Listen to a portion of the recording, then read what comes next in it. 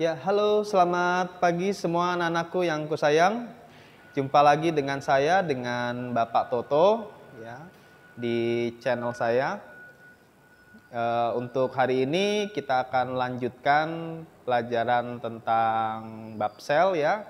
Namun sebelum kita memulai pelajaran hari ini, ada baiknya kita berdoa dulu sejenak agar apa yang kita dapat pada pagi hari ini bisa bermanfaat untuk hidup kita. Berdoa dipersilahkan.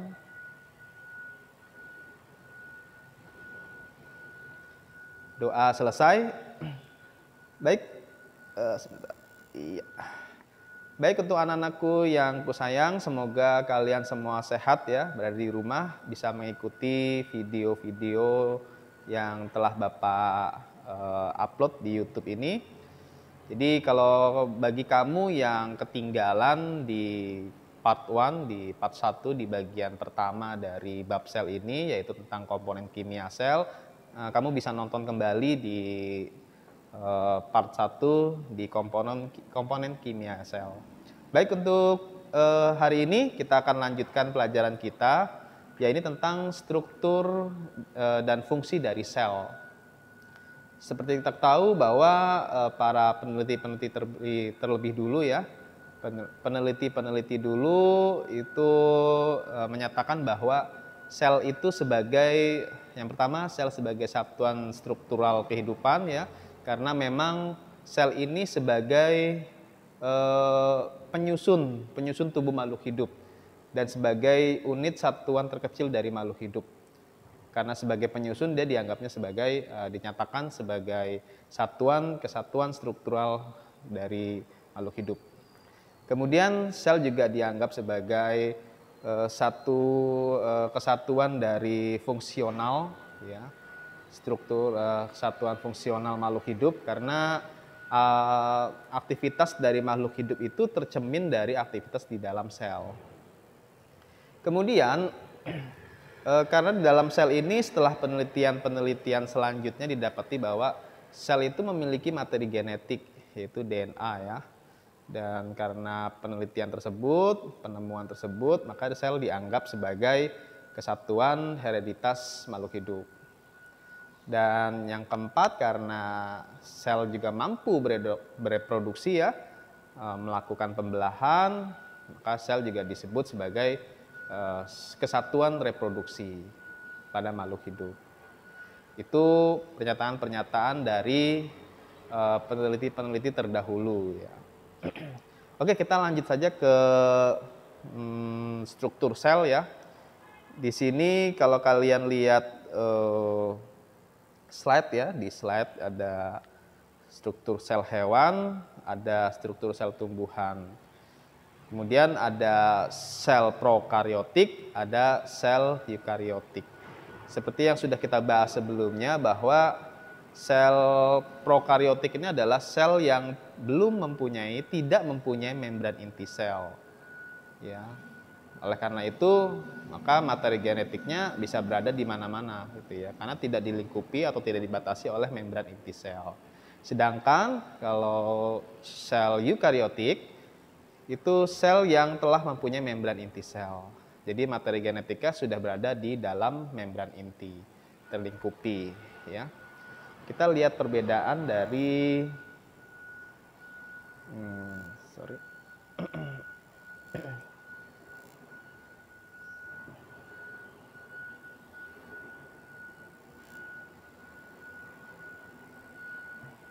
Iya. Jadi untuk sel prokaryotik dan juga eukaryotik, sel prokaryotik ini dia ada di bakteri ya, dan juga di alga hijau biru. Seperti yang kita tahu bahwa bakteri ini kan masuk ke dalam kingdom Eubacteria ya. Ini termasuk yang prokaryotik. Sedangkan seperti protista, tumbuhan, jamur, hewan, animalia, itu termasuk yang eukaryotik. Apa sih perbedaan prokaryotik, sel prokaryotik dengan eukaryotik? Di sini kalau kita lihat di slide ya, untuk yang pertama membran nukleus atau membran inti, sudah pasti kalau prokaryotik itu tidak punya membran inti. Sedangkan kalau eukariotik dia punya inti. Kemudian membran plastida. Membran plastida kalau di prokariotik tidak ada, kalau di eukariotik dia ada. Membran plastida ini, plastida itu organel ya di dalam sel yang isinya adalah klorofil ya, atau tempat terjadinya fotosintesis. Jadi untuk prokaryotik dia tidak punya. Kemudian nukleus atau inti. Inti kalau di prokaryotik tidak ada. Kenapa tidak ada? Karena tidak diselimuti oleh membran inti. Makanya dia tidak punya. Dianggapnya tidak punya inti ya. Tapi materi genetik tetap punya. Hanya karena tidak punya membran inti, oleh karena itu dia dianggapnya tidak punya inti. Sedangkan eukariotik karena dia punya membran inti, jadi dianggapnya punya inti yang di dalamnya terkandung materi genetik. Kemudian plastida di prokaryotik tidak ada, di eukariotik dia ada. Mitokondria ini untuk respirasi sel ya, untuk menghasilkan energi. Di prokaryotik dia tidak punya, di eubakteria dia punya. Badan Golgi juga hanya ada di eukariotik ya. Kemudian DNA, RNA dia ada di keduanya, prokaryotik dan eukariotik. Kemudian kalau protein histon ini adalah protein yang melingkupi atau yang dilingkari oleh kumpulan-kumpulan dari asam nukleat. Ya, jadi kalau ada kumpulan atau jajaran dari rantai asam nukleat, itu dia akan menyelimuti, akan melilitkan jajarannya atau lilitannya itu ke dalam protein histon. Ya, jadi adanya di materi genetik. Kalau di prokaryotik dia tidak punya protein histon ya, tapi kalau eukariotik dia punya. Ya. Kemudian pigmen di keduanya ada. Ya, pigmen hijau, pigmen karoten, ya, fikosianin itu punya dua-duanya. Kita lanjut. Struktur sel hewan. Di sini kita lihat ada sel hewan. Di sel hewan apa aja sih yang dipunyai bagian-bagian dari struktur sel hewan ini? Yang pasti pertama dia nggak punya dinding sel ya. Karena nggak punya dinding sel, makanya bentuk dari sel hewan ini dia agak tidak terlalu beraturan ya. Jadi agak mencong-mencong istilahnya ya. Di sini kita punya mikrofili ya, bagian-bagiannya, kemudian ada membran plasma, ada sentriol, kemudian peroksisom, lisosom, ada ribosom sebagai tempat sintesis protein, ada mitokondria sebagai pembentuk energi, ada REK. Di sini ada REK, ada REH. Kalau REK itu retikulum ya, kepanjangan dari retikulum endoplasma kasar. Kenapa kok disebut kasar? Karena dia memiliki ribosom. Sedangkan ada REH. REH itu retikulum endoplasma halus. Artinya dia tidak memiliki ribosom sehingga bentuk permukaannya halus. Kemudian ada sitoplasma, ada nukleus atau inti sel ya. Kemudian ada nukleolus, anak inti, biasanya disebutnya anak inti, tapi sebenarnya inti itu nggak pernah punya anak. Ya, jadi dia sebenarnya kumpulan-kumpulan dari materi genetik yang bersatu bergabung membentuk seperti gumpalan di tengah-tengah. Makanya disebutnya anak inti, tapi sebenarnya bukan anak inti ya. Orang-orang nyebutnya sukanya anak inti. Itu nukleolus. Kemudian ada membran inti, ya, membran nukleus. Ada sitoskeleton, ada mikrotubul, filamen, intermediate. Kemudian ada filamen aktin atau mikrofilamen ya. Dan ada badan Golgi. Itu yang ada di struktur sel hewan. Kemudian kalau di tumbuhan ada apa aja sih di tumbuhan? Kita lihat di sini. Di tumbuhan itu dia punya dinding sel, ya, makanya sifatnya tetap atau kaku untuk dinding sel ini. Ketika tumbuhan itu masih muda, biasanya dinding sel mengandung pektin. Ya, jadi tidak terlalu keras atau kaku. Tapi ketika dia seiring dengan bertambahnya usia, si dinding sel ini dia akan mengandung selulosa yang bentuknya lebih kaku, lebih tetap. Gitu ya. Kemudian di dalamnya dinding sel, di bawahnya itu ada membran plasma ya, dia tetap punya membran plasma. Dia punya nukleus ya, dinding sel, kloroplas, nukleolus ya. Kalau saya baca dari searah jarum jam, kemudian ada badan Golgi, ada vakuola yang bentuknya besar sekali ya. Kalau di tumbuhan dia besar, kalau di hewan dia tidak punya vakuola. Ada vakuola yang ada di protozoa, vakuola kontraktil umumnya. Tapi fungsinya untuk kontraktil itu untuk osmoregulator. Kemudian ada ribosom, ada mitokondria, ada sitoplasma, kemudian ada peroksisom, ada sitoskeleton, ada REK dan RH juga ya di sini. Kemudian ada lisosom sebagai pencernaan dan juga nukleus. Itu yang ada bagian-bagian pada sel tumbuhan. Oke, berikutnya. Sebentar ya.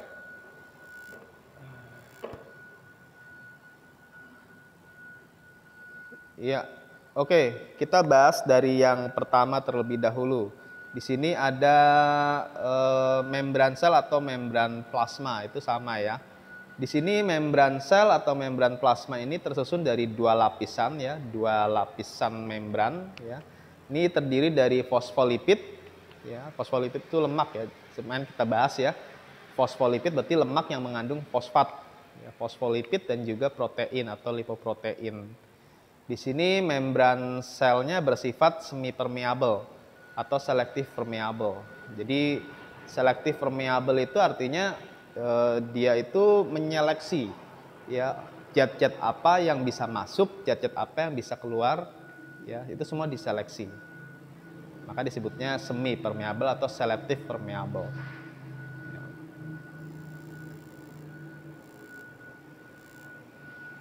Iya, next. Oh, tidak bisa. Oke. Sini.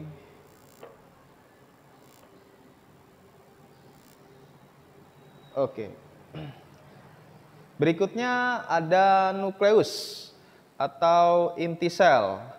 Inti sel eukariotik ini memiliki membran inti. Jadi karena dia punya membran inti ya, jadi ada membran sel, kemudian di dalamnya ada membran inti. Membran inti itu karena dia punya membran disebutnya inti. Dia punya inti jadinya, ya. Di dalamnya ini terdapat nukleolus ya, yang tadi saya jelaskan, berfungsi mensintesis berbagai macam molekul RNA atau asam ribonukleat. Nah, asam ribonukleat atau RNA yang dibentuk oleh nukleolus ini, dia punya fungsi untuk membentuk ribosom, ya, untuk menyusun ribosom. Kemudian ada nukleoplasma, ya, plasma itu cairan. Jadi cairan yang ada di dalam membran inti, cairan yang ada dalam inti itu namanya nukleoplasma. Kemudian ada butiran kromatin. Nah, butiran kromatin ini kalau misalnya dia sel tidak membelah itu disebutnya kromatin. Tapi pada saat dia sel itu membelah, kromatin ini akan menggumpal, menebal ya. Menebal kemudian membentuk sesuatu yang jelas untuk dilihat. Itu namanya kromosom ya. Dan kromosom ini sebagai senyawa yang berfungsi untuk mewariskan sifat atau materi genetik ya. Jadi kalau dia tidak membelah itu dia bentuknya kromatin ya. Kemudian kalau dia mau membelah dia akan menebal ya. Terlihat jelas namanya kromosom. Ya, kromosom ini adalah kumpulan-kumpulan dari asam nukleat ya, sebagai senyawa pewarisan sifat gitu ya.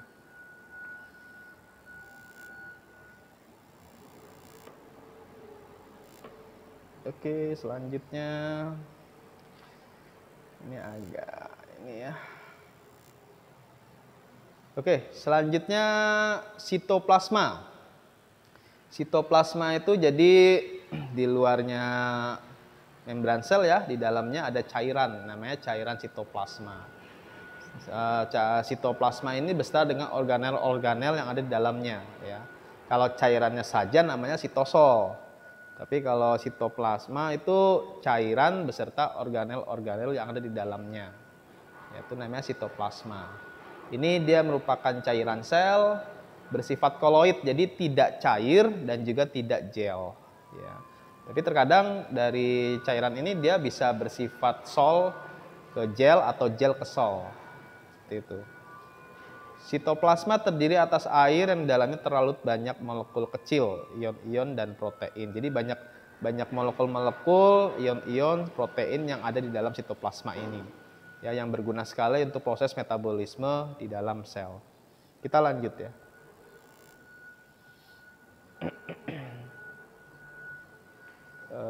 Lanjut. Iya. Oke. Retikulum endoplasma. Ya, retikulum endoplasma ini seperti saluran ya. Jadi dia menyerupai saluran ya yang berkelok-kelok ya. RE ini biasanya dia agak mendekati dari membran plasma. Jadi dia saluran tipis pipih ya, membentuk berkelok-kelok dan berrongga-rongga. Nah, RE ini punya dua jenis ya. Ada yang disebut REK seperti yang tadi saya jelaskan. REK itu adalah retikulum endoplasma kasar. Kemudian ada retikulum endoplasma halus.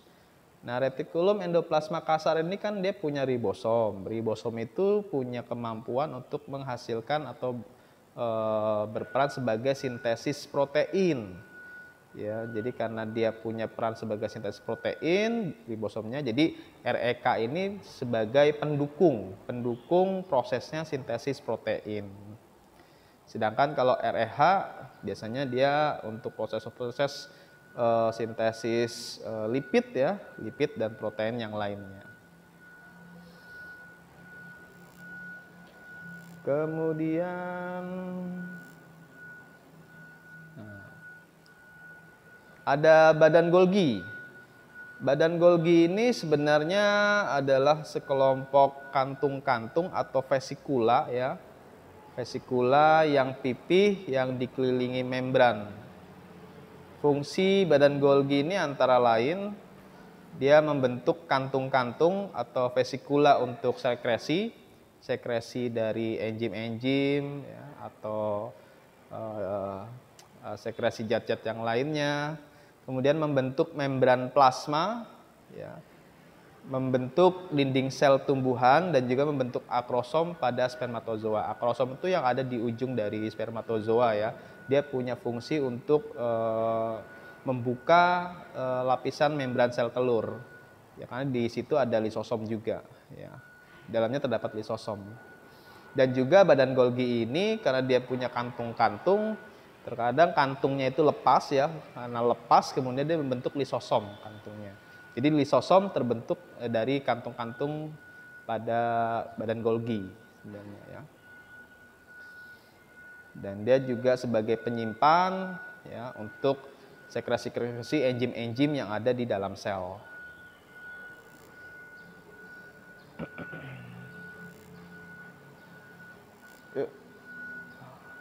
Selanjutnya, ribosom. Ribosom terdapat bebas di dalam sitoplasma ya atau melekat pada REK. Ribosom ini berfungsi untuk sintesis protein. Pada waktu sintesis protein, ribosom mengelompok membentuk polisom pada waktu sintesis protein. Jadi ribosom ini kalau kita pelajari lagi nanti di kelas 12, dia punya fungsi untuk membentuk senyawa-senyawa protein ya yang berada di sitoplasma ya, dari nukleus ya dibentuk mRNA, kemudian mRNA disalurkan ke sitoplasma, diikat oleh ribosom untuk diterjemahkan, baru membentuk protein. Nanti untuk lebih jelasnya kita akan pelajari ini nanti di kelas 12 ya, ini sintesis protein. Ya. Kita lanjut.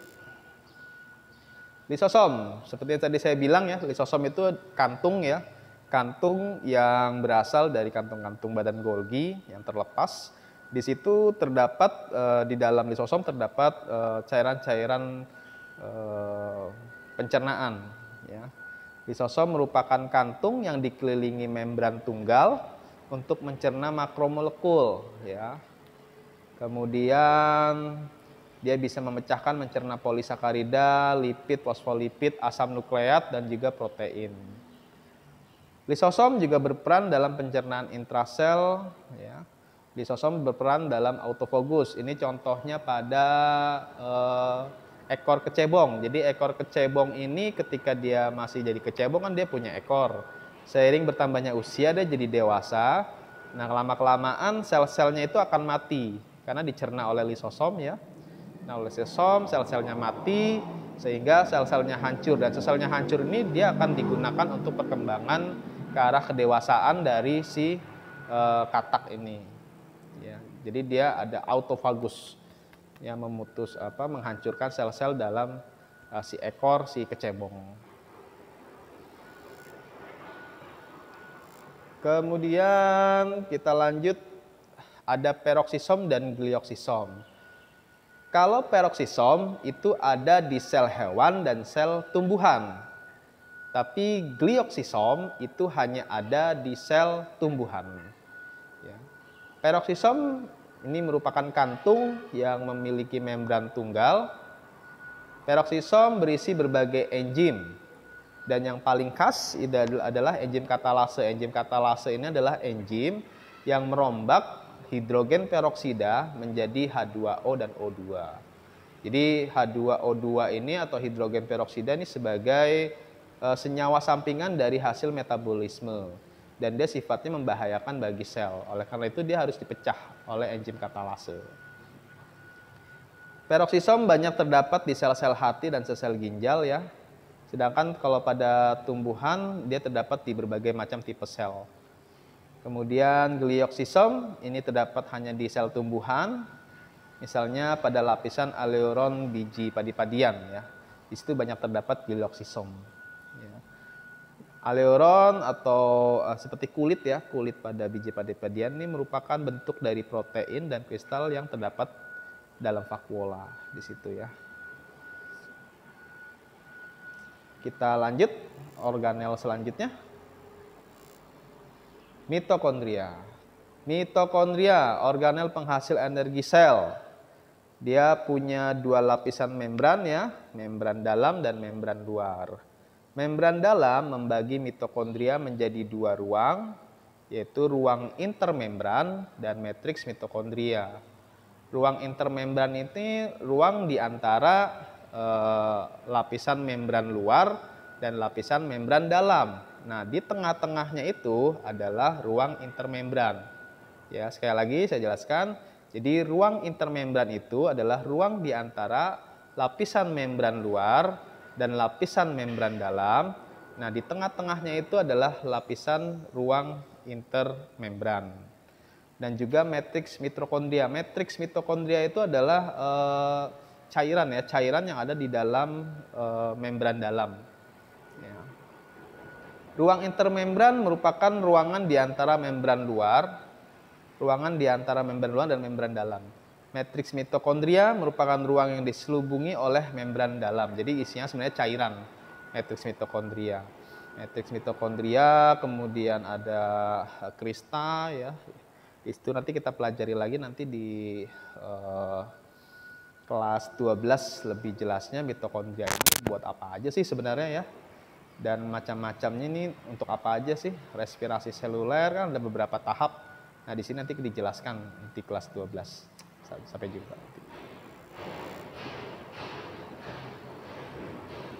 Kita lanjut.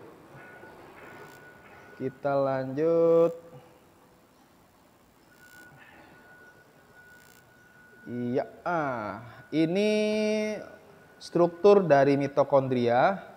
Jadi matriksnya itu mengandung enzim-enzim ya di sini. Enzim untuk siklus Krebs dan juga oksidasi asam lemak. Matriks juga banyak mengandung protein dan juga DNA, ribosom dan beberapa jenis RNA. Ini kalau kita lihat di sini ya, dia ada membran luar, kemudian membran dalam, kemudian membran dalam ini berlekuk-lekuk membentuk krista di situ ya.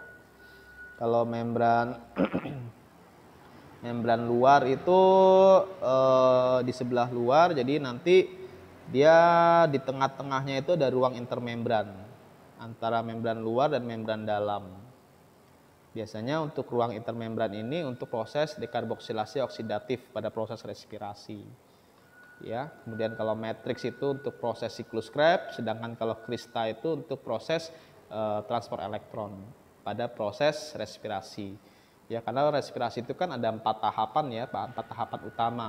Ada glikolisis, ada dekarboksilasi oksidatif, kemudian ada siklus Krebs atau siklus asam sitrat. Yang keempat ada transport elektron.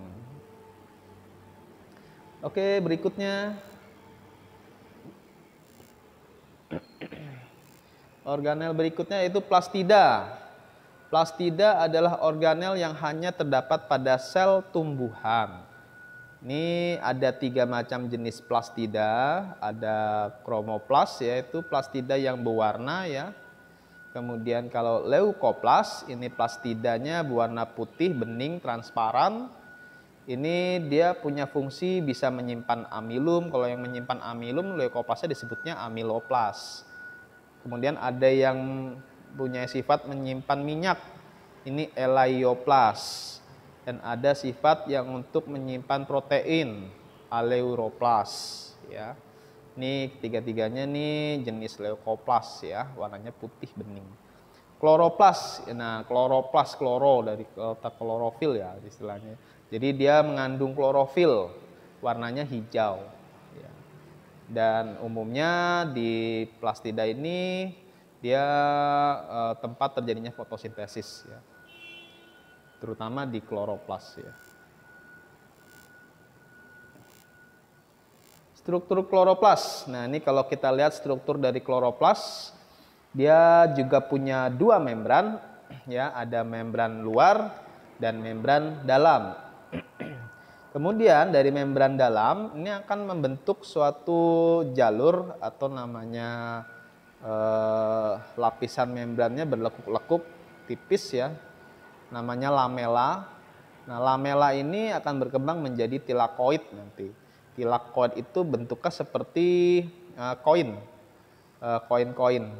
Nah, jumlah tilakoid ya yang bergabung membentuk tumpukan-tumpukan tilakoid. Nah, satu tumpukan itu disebutnya grana ya. Satu tumpukan disebutnya grana. Jadi ada banyak tumpukan tilakoid, grana, granum ya.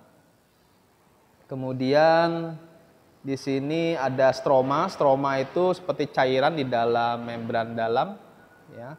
Jadi ada membran dalam, ada tilakoid, kemudian ada stroma, cairan di dalam dari struktur kloroplas.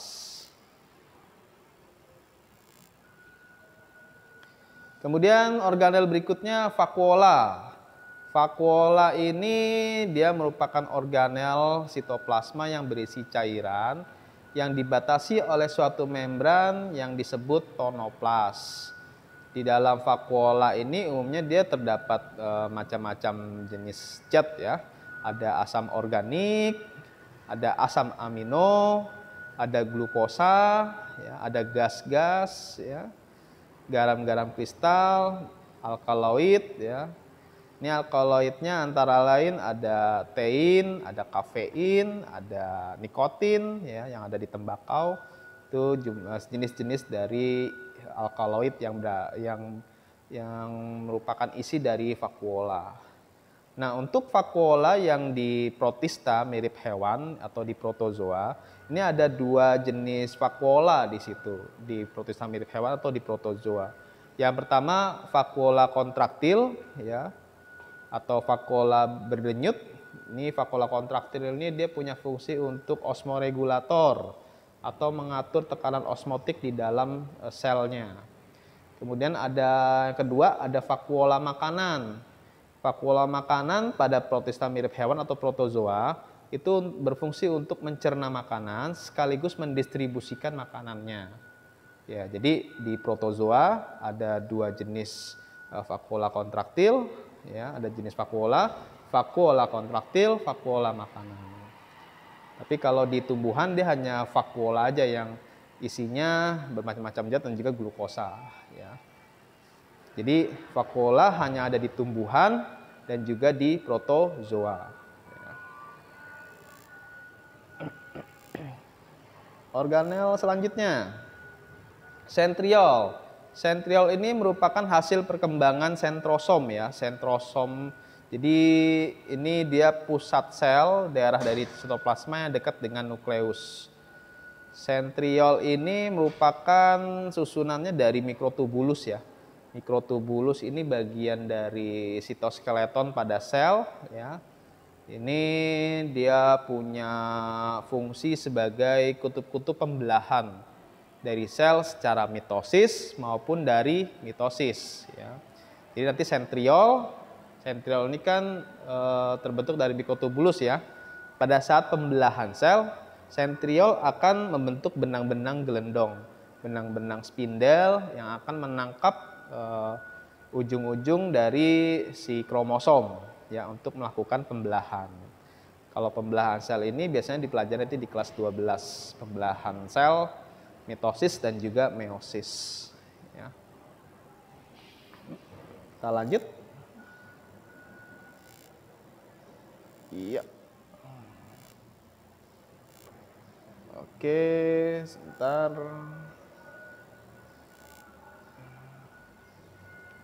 Sebentar ya, ini agak basah ini, ya. Kemudian berikutnya ada sitoskeleton. Sitoskeleton ini sebenarnya rangka dalam sel. Nah, kalau di dalam tubuh kita, tubuh manusia kan dia punya rangkanya berupa tulang, ya. Jadi biar kita bisa tegap, ya, bisa beraktivitas, kita punya rangka. Nah, sel pun juga punya rangka. Nah, rangka dalam sel itu namanya sitoskeleton. Sitoskeleton ini dia ada 3 macam jenis, ya. Ada mikrofilamen atau filamen aktin, ada mikrotubul tadi, ya, yang membentuk sentriol, kemudian ada filamen antara. Mikrofilamen yang pertama itu, ya, bagian dari sitoskeleton. Mikrofilamen atau filamen aktin. Mikrofilamen adalah rantai ganda protein yang saling bertautan dan tipis, terdiri dari protein yang disebut aktin, ya.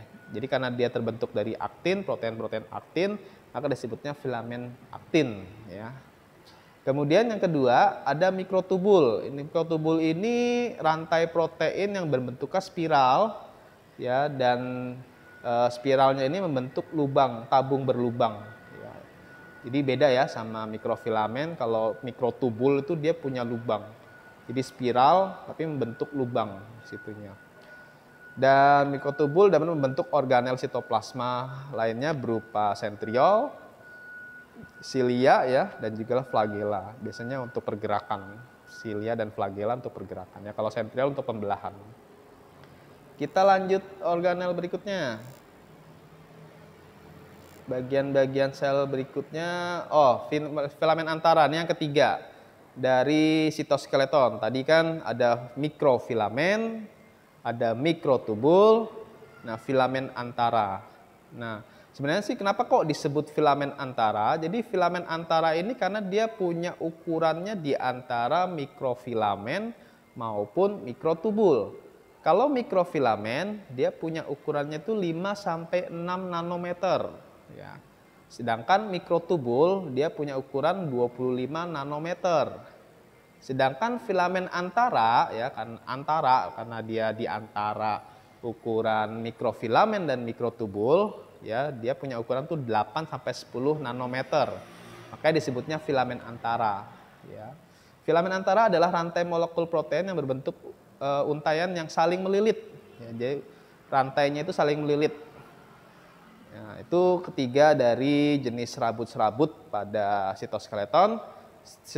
Sitoskeleton sendiri dia punya fungsi yang pertama memberikan kekuatan mekanik pada sel, sama seperti rangka yang kita punya, gitu, ya. Kemudian menjadi kerangka sel, ya, membantu gerakan substansi atau senyawa-senyawa dari satu bagian ke bagian sel yang lainnya. Jadi itu fungsi-fungsi dari sitoskeleton atau rangka pada sel. Eh, lanjut berikutnya. Sebentar ya. Oke. Nah, ini contoh penampakan atau gambar dari sitoskeleton ya. Di sini ada contohnya, ada membran sel ya. Membran sel itu disusunnya dari filamen antara yang bentuknya dia agak memanjang, lonjong ya. Kemudian ada mikrotubul ya. Ini ada lubang-lubang, bentuk spiral, ada lubang-lubang. Kemudian ada filamen yang bentuknya dia agak lebih pipih ya, lebih pipih dibandingkan mikrotubul. Ya, jadi sitoskeleton ini membentuk membran plasma, membran inti ya, dan juga organel-organel yang lainnya sebagai rangkanya gitu ya. Lanjut. Ya. Yang terakhir, ini bagian dari sel yaitu dinding sel yang hanya ada di sel tumbuhan. Dinding sel ini pada sel-sel muda ya, dinding selnya masih tersusun dari zat pektin. Tapi kalau sudah dewasa, ini dinding selnya tersusun dari selulosa. Selulosa itu sifatnya agak kaku ya, kaku, tetap gitu ya.